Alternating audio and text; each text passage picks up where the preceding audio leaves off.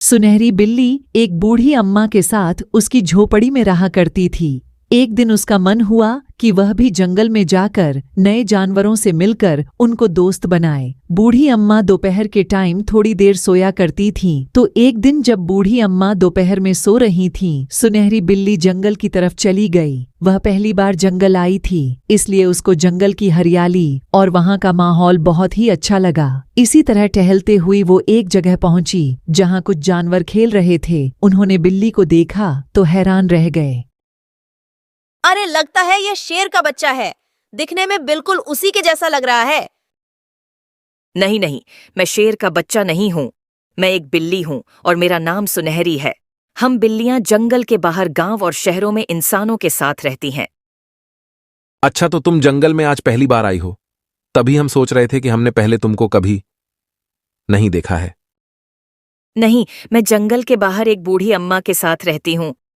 मेरा मन था कि जंगल आकर नए दोस्त बनाऊं। तुमने यहां आकर अच्छा किया सुनहरी, हमें भी तुमसे मिलकर अच्छा लगा। चलो, तुम भी अब हमारे साथ खेलना शुरू करो। सुनकर सुनहरी बहुत खुश हो गई और फिर उनके साथ खेलने लगी। दूसरी तरफ बूढ़ी अम्मा जाग चुकी थीं और पिंकी को घर में ना पाकर वह परेशान हो उठी। कहीं सुनहरी जंगल में तो नहीं चली गई? अब तो रात भी होने वाली है। अगर अंधेरा होने से पहले उसको नहीं ढूंढा तो पता नहीं जंगली जानवर उसका क्या करेंगे। कहकर बूढ़ी अम्मा बिना अपनी जान की परवाह किए जंगल की तरफ चली गई। उस तरफ सुनहरी बिल्ली खेल में इतनी मग्न हुई कि बूढ़ी अम्मा के बारे में भूल ही गई। कुछ देर बाद बंदर वहां पहुंचा।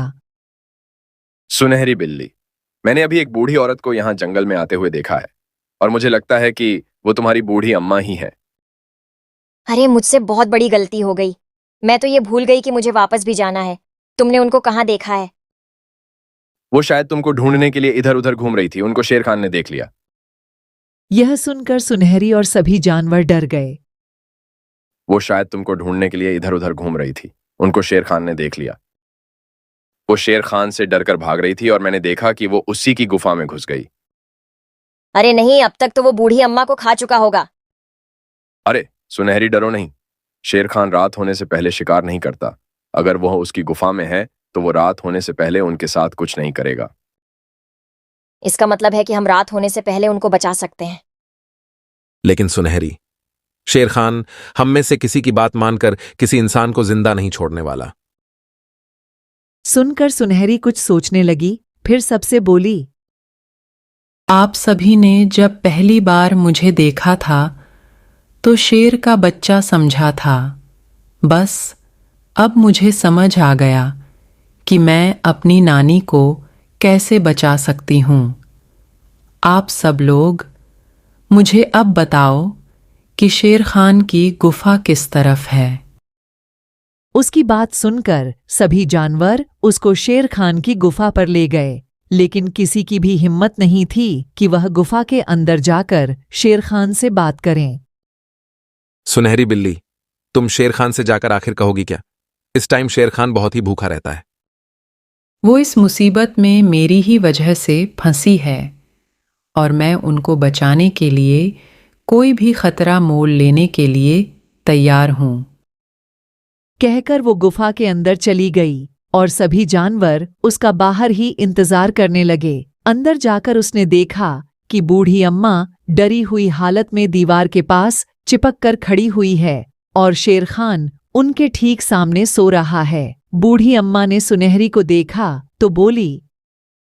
सुनहरी, तुम यहां से चली जाओ, वरना यह शेर मुझे तो खाने ही वाला है।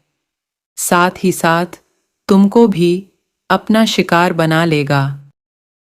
सुनहरी बूढ़ी अम्मा को कुछ बोलती तो भी उनको कुछ समझ नहीं आता, इसलिए वो सीधा शेर खान से बोल उठी। शेर खान, ओ शेर खान। उसकी आवाज सुनकर शेर खान ने आंखें खोलीं और उसको देखकर हैरान रह गया। उसने कहा, बिल्ली मौसी, आप यहाँ कैसे? तो उसने सारी बात बताई। शेर और बिल्ली एक दूसरे को अच्छी तरह से जानते थे, तो शेर ने बूढ़ी नानी को वहां से जाने देता है। तो दोस्तों, यह कहानी आपको कैसी लगी हमें कमेंट करके जरूर बताइएगा। नमस्कार।